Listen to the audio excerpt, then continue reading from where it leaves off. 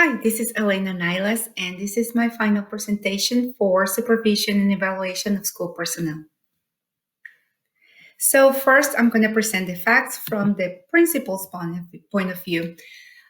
He sees that the deadline for presenting evaluations is approaching, and he's concerned about Mrs. Stevens' performance. He's been in her classroom several times, and he realized that there are some problems with classroom management and student involvement. Um, Students seem to be unmotivated, and after visiting a class, one of the classes, the principal tried to talk to Mrs. Stevens and tried for her to admit that she was having problems and her work was not adequate. This didn't go very well. She was very defensive, and she pretty much dismissed any suggestion of inadequacy that the principal had. In another visit, before he submitted the evaluation, he saw a little bit of improvement, but he still saw that she had the usual difficulties, even that her method of delivery was like lecturing, and students demonstrated learning by reciting whatever she said. So it was like a lot of repetition. Um, so he decided not to renew her contract. She was going to be tenure, and he called her to the office. And when he communicated that she was not going to be renewed and handed the evaluation, she claimed that she had no support. She did not accept that she was having difficulties managing her class, and she blamed the supervisor. And she said that she was going to fight the decision and she will go to court if she had to. So, what did Miss Stevens see? So she saw that her classroom was visited several times by the supervisor, and after one of those visits, he tried to imply that she was not doing a good job and that she was not involving her students. The principal came for another visit later and left, and he didn't say a word after that visit. And then after that, she was called to a meeting where she was told that she was not being renewed and she was handed a very poor evaluation. That evaluation was unfair. Mrs. Stevens saw this as unfair. That it did not reflect her teaching abilities at all. She also saw that she was never offered any assistance, and she decided not to accept this evaluation and fight the decision. So, what legal aspects do we see here? Miss Stevens is a non-tenure teacher.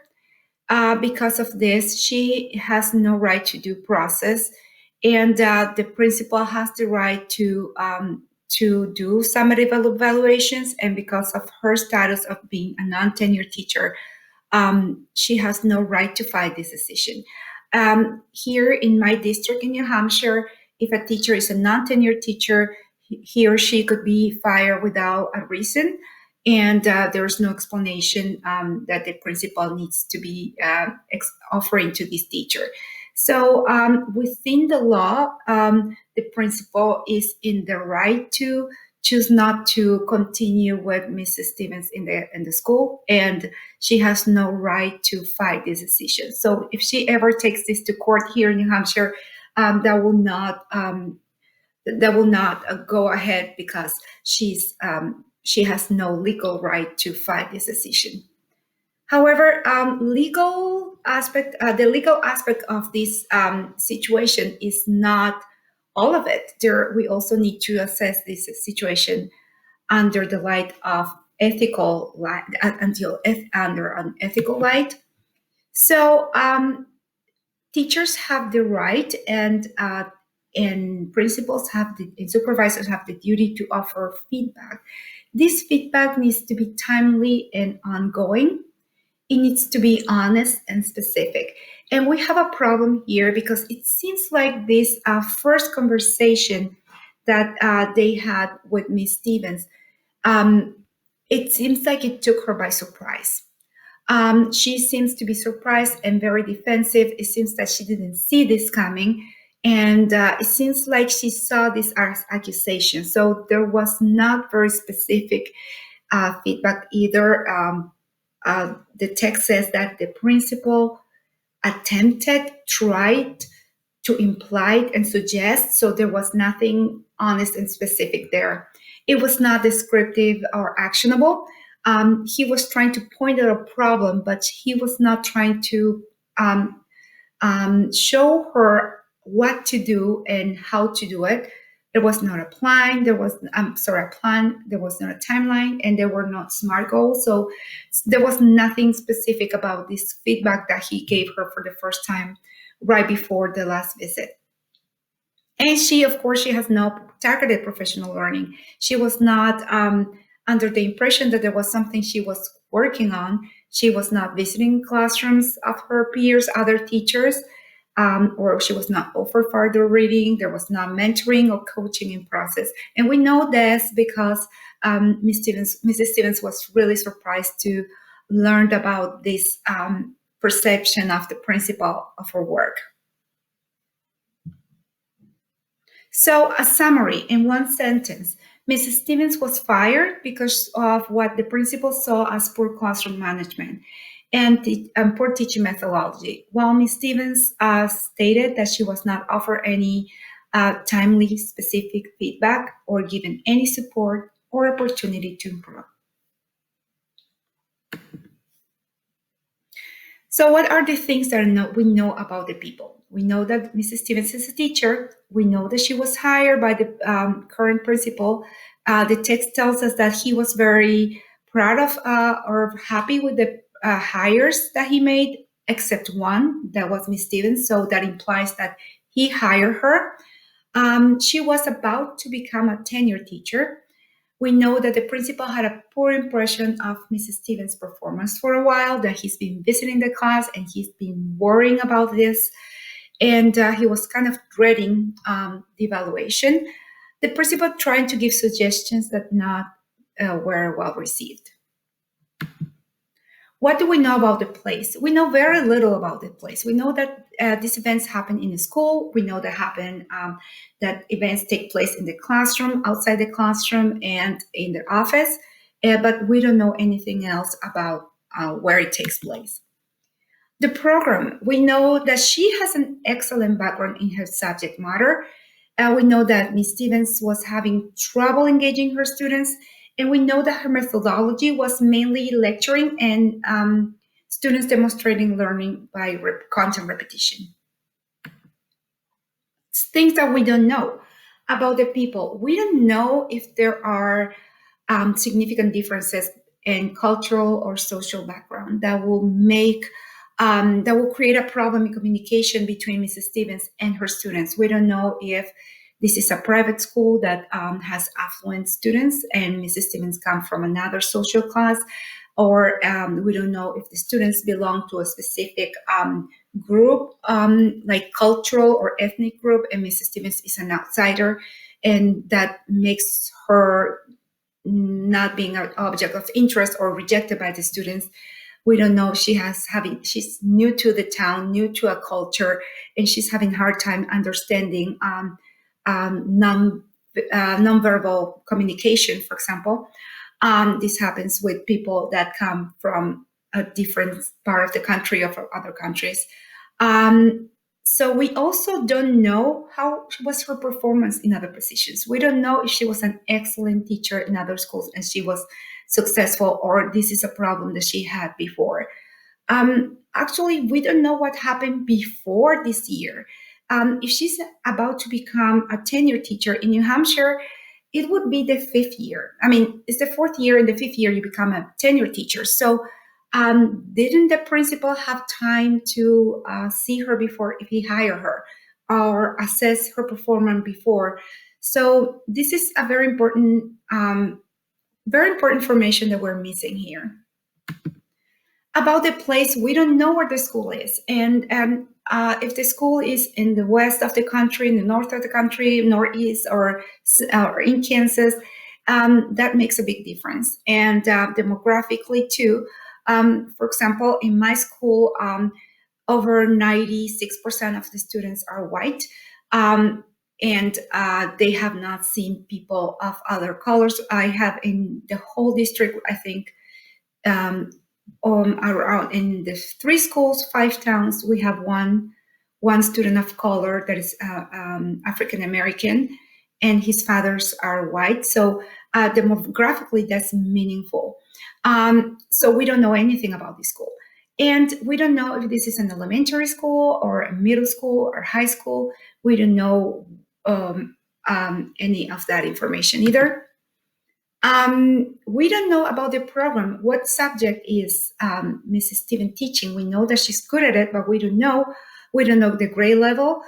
We don't know if this is a private or public school, and we don't know other details that are really important to the program. We don't know if this is a technical program. We don't know if this is a class that has special education students, or it's a technical program, or we don't know if it's a ESOL class.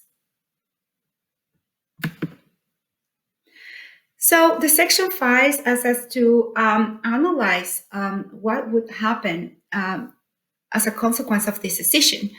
So could the situation be damaging to the stakeholders of the community? I say absolutely yes. For example, when a teacher feels that her job or his job is threatened unfairly, this creates a lot of solidarity among teachers, and teachers also fear that they will be next in line, or they are being subject of a tyrant that just unfairly picks somebody to pick on. So this could affect the morale of the staff and the morale of the district. So teachers might feel that they're being unfairly treated, and that they're not given chances to correct any wrongdoings or anything that is not really great, that is something to do with their practice. We all know that we are imperfect and we all have things to work on. So this can really be damaging to the teacher's morale. Also to the teacher's trust.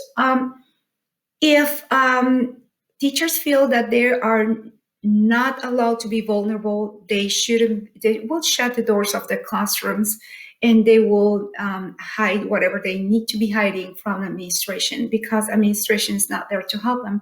They feel the administration is there to judge them and fire them if they catch them in a wrongdoing. So this can be really hurtful to building capacity in the school.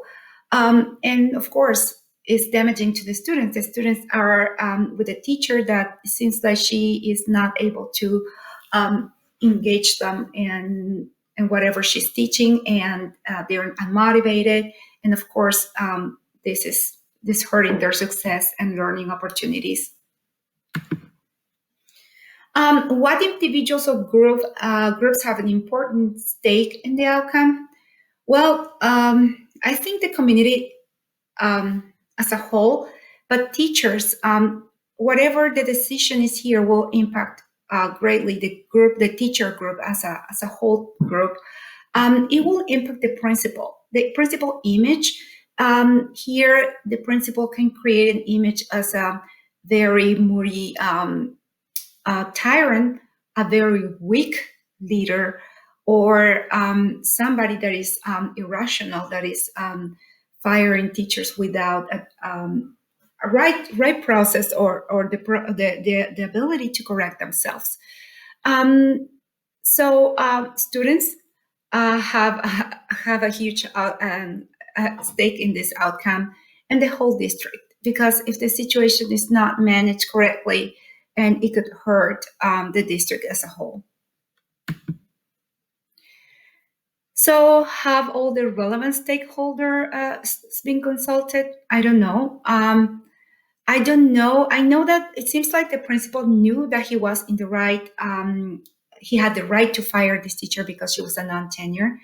I am not sure what the district policies on evaluations and renewals was in that district, but if it was in my district, the principal will have the right, according to the policies and evaluations, because all it takes is two evaluations and two observations and the evaluations. And if you are a non-tenured teacher here, just two observations will do for you not to be renewed. And this has happened, and there's no questions about that.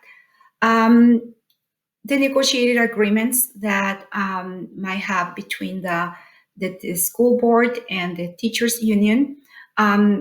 In my district, the negotiated agreement is along with the policies, go along with the policies of evaluations and renewal that we just mentioned.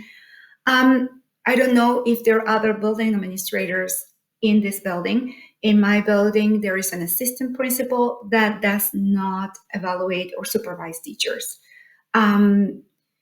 Teacher leaders in my district, there are teacher leaders that support teachers in their job, and their academic job. I don't know if these teacher leaders were consulted, but usually teacher leaders are there to support and sometimes as a suggestion of the principal. And we don't know if this happened in this case. I don't think it did, because it seems like the principal decided to talk to Mrs. Stevens just in the last minute.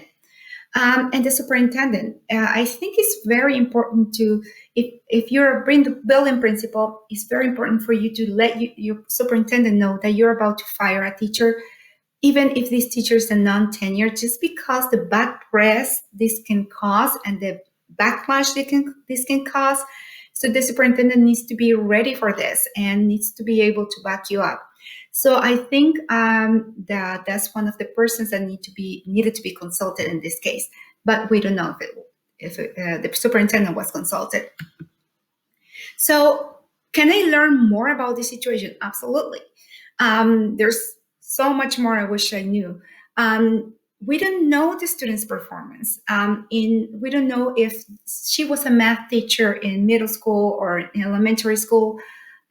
Historically, how were the students' scores in state assessments or in district-wide assessments? Like here we have the NWA, and I would like to know if there is a pattern there. I would like to know if there were other observers, and if there were other observers, if they had the same impression that the principal did. Any other sources of data, like other parents' complaints, are there students' complaints? Is there a portfolio? Is there an evidence of a presentation? If this is a science teacher, how's her work in the science fair? What is evident of her work? And the supervisor situation. There's something that might be real, is that in small schools, sometimes principals are like this orchestra man, that they have to do everything, and they really don't have many resources or time to do the supervision work properly. And I mean properly because if you have 30 teachers working in your building, you're supposed to know the needs and the strength of every teacher, and design with this teacher a route towards growth and learning. So that is a huge job. So we don't know if this supervisor is able to do all this, and if he's undertaking too much and he needs more resources to do his work properly or her work properly. So do I know enough to make a decision? I don't think so. I don't think I know enough to make a decision, but based on what I'm reading in between the lines, I think I will. So here we have three options. The first option is just bring back Mrs. Stevens and hope for the best. So that is the option that implies that there's no changes, that things will continue the same. Option 2, that is the most out there, the most creative, is bring back Mrs. Stevens with a special cautionary clause that I guess you have to try to make this happen, about the tenure status and support, and a support plan carried by different administrators, teacher leaders, and a mentor. Learning and training on effective supervision for the principal, and evaluation practices. So I think there are two areas to address here, and I think this is the most creative approach. And another in the middle approach will be to extend evaluation period and try to bring another observer so that will confirm the perception of the principal. So this will support the decision of non-renewal most likely. The principal has a point that she is having a hard time teaching and she's not doing a good job with classroom management. So if the principal brings someone else to observe and document, this might quiet her down and she might go a little bit quietly. So what are the pros and cons of every option? So if Mrs. Stevens stays and we avoid a stressful, uncomfortable situation, and that is not a nice feeling when a person has to tell the other person has no longer a job. So the principal will save himself or herself a lot of pain, and he or she will also avoid a very stressful moment and pain to Mrs. Stevens. What are the cons of this? There's still very little chance that anything will improve. And this is not in the best interest of students. And of course, administrative figure will be weakened. Even though this is a confidential process, teachers will be talking about this in the teacher's room and the teacher lounge, and they will know that she was um, threatened not to be rehired, and she fought back, and she was strong, and she threatened to go to court. So he or she, the principal, backed up. So the principal figure will went back or would go back on his or her word, and so that will weaken the administrator's figure or authority. So the second option that is the most creative and the most extravagant, I would say. So there is a higher chance of improvement. Also, I think it will improve staff morale, and I think it's a fair approach and is the best practice. I think that because of the principal was trying for Mrs. Stevens to admit that she didn't do a good job. But the principal didn't do a good job himself. He just vaguely told her something and then fired her. So that is not good practice. The best practice is to be honest, admit, and model vulnerability, and admit when one makes a mistake. Actually, a principal or a person, a leader who makes a mistake and is brave enough to admit so and correct his or her ways and own it, I think it becomes stronger in the eyes of the people who work with this person. So I think the staff also will feel that, well, she did a bad job, but she is given a chance. And she has a whole year and all these support and resources, so they will try to make it work. So that might happen to me if I'm having a bad year or I am next in line. What are the cons of this option? It is a very complex process. It is time consuming, involves a lot of people and personnel, and might not change the outcome at the end. So it might not change Mrs. Stevens' performance and Mrs. Stevens after all this effort and all this production. She will have to go anyways. The third option, that is bringing someone else to observe Mrs. Stevens and confirm the principles of perception, will support the principal's decision, will kind of improve the morale. However, not it won't be great. It will just kind of say, well, the principal will bring someone else to confirm. So I won't go as easy as if only one person after one evaluation fires me. So one of the pros is that Mrs. Stevens might be replaced with someone with more better skills. And the cons of this approach is not a real solution because it does not address a deeper issue. The deeper issue here is teachers. All the teachers have something to work on. Might not be terrible, might not bring complaints, but might not be also bringing great results and promoting students' growth and success. So all teachers need this support. Everybody needs this improvement. So we that means that we're only addressing the really really bad ones that we realize. So this is and it is not addressing a deeper issue. The deeper issue is also the principal is not practicing mindful evaluation. It's just going with a timeline, and it doesn't have a plan. It doesn't have a system in place.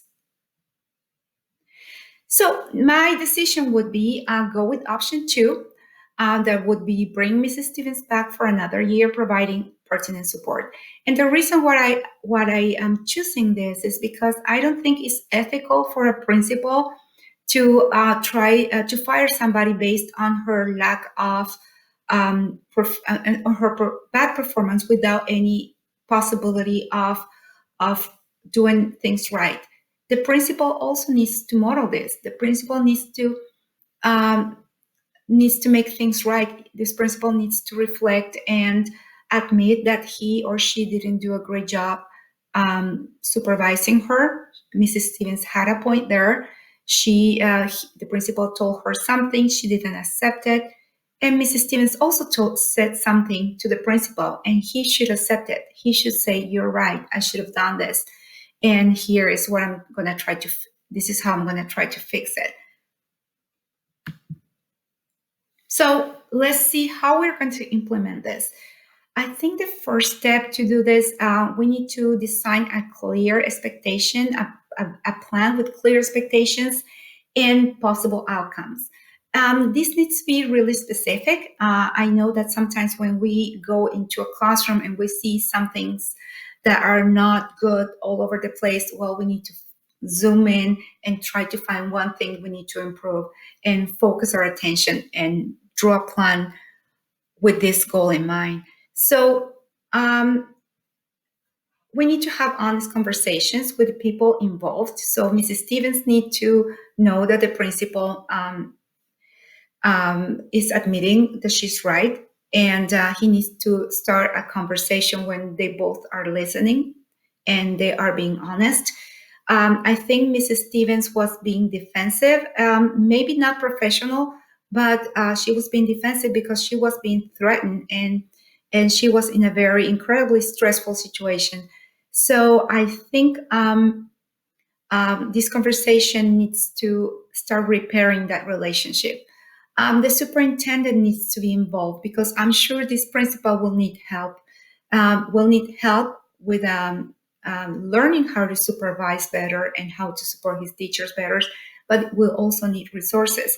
Maybe this principal is really busy and will need some kind of support. And the principal also will have to have a conversation with teacher leaders and instructional coach that will be part of this plan. So Mrs. Stevens will need coaching and ongoing feedback and support. Mrs. Stevens will need to know exactly what she needs to do and how does it look like and how she's doing. We cannot wait until the end of the first quarter, the second quarter to give her a feedback. This needs to be ongoing, and she needs to be able to correct really quickly whatever she's doing as she's learning. So I would advise to write a SMART goal that should be specific, measurable, attainable, relevant, and time-based or time-bound goal with benchmarks. So maybe a goal by the end of the year with benchmarks by quarters. So that will scaffold this, the way we scaffold learning for our students, we can scaffold this goal for Mrs. Stevens as well. We need to decide upfront what are we going to use to observe and to measure this progress. Are it going to be videos? Is Miss Stevens going to record her own classes and compare and do a self-evaluation, compare the benchmarks with her video and be able to observe, am I doing this right? Are we going to use student portfolios? Are we going to use student scores? What are we going to use in order to obtain more information? Are we going to have more than one observer? I think that's really important that the principal brings more than one observer, not only for Mrs. Stevens, but for everyone else. The implementation is really time consuming. It's expensive, costly in effort, and I bet in resources, and is complex. However, the cost that not having teacher support is way higher. And at the end, this is going to bring back building capacity. So we're going to have better teachers in the school, and that's going to bring student success. So I think this is an investment that is going to bring results to the district. The possible outcomes are Mrs. Stevens could start a path to improvement, and she might stay in the district, and she might be one of those success stories that how a crisis started something positive for the district. Mrs. Stevens could be the same, and she might end up being fired at the end. That's totally possible. But now the situation would be very different. The principal would have done everything in his power to assist her and to support her. And so the principal might, after this process, might be a stronger leader, might have had to go through a very embarrassing process, that is admitting wrong. That is, I haven't taken the time, or I haven't been able to take the time to support my teachers, to give them any feedback. And so it's a very humbling moment. However, I think the principal will be like a phoenix, will reborn from the ashes, and will be a better leader after all. The staff will be stronger, and there will be a wellness promotion in the building. Like, teachers will feel supported, and that has an incredibly positive repercussion and consequence in teachers. So that will be very positive. And the principal will be focusing on building capacity. So I think that Mrs. Stevens might or might not change or improve, but that is not, I think, the deeper problem here. I think the deeper problem is that we, as future principals or future leaders, we're analyzing the supervisor's job. And I think this supervisor needs to reflect on his own work. And the same way that we ask teachers to be reflective, we need to be reflective as well, and correct whatever we're not doing right or we could do better. Who needs to know? Well, this would be partially is confidential, because we're not around posting that we were about to fire a teacher and this teacher is an improvement plan. However, the superintendent needs to know, maybe the board needs to know, there is a need for support in this school for proper supervision and proper evaluation. There are some stakeholders that will know part of the story, or they will realize that now we have this plan, even though I'm not in trouble, I have this plan to get better at this. And so there are different sides of the story, and different the people in the district will know different parts of the story, and just because of confidentiality issues. Plan B. The plan B, if the principal cannot have another observer. The principal is not allowed to or cannot um, dedicate more time to Mrs. Stevens. Will try to support her in the best of his ability, and she might or might not improve. But with the principal, will have to try to do this job with the resources he had. If he didn't have the support and the resources he or she needs to implement this plan. So, at the end of this course, I believe supervision and evaluation are two very important responsibilities of building principles. However, implementing mindful supervision, constant and actionable feedback that will lead to professional learning takes a lot of time, planning, and energy. And usually, principals do not have that. Um, as a future administrator, I feel this is a particularly challenging. This is particularly challenging because of how complex this task is and how much it can bring to school improvement and student success. I hope to put my talent and skills at work to develop a system that would work in supervision and evaluation by supporting the staff and propelling them to grow as professionals. And I just might want to add that I have been an administrator before, and I had let teachers go without the support they needed, and I think in the future, I hope now that I know better, I could work with whatever resources I have to do the best I can to make my teachers feel supported, and hopefully I would not surprise any teacher without any form of feedback, actionable feedback, and timely feedback with notice of this person being fired. I hope I can put everything I'm learning into supporting my teachers, and hopefully, and they will become better professionals by working together. Thank you.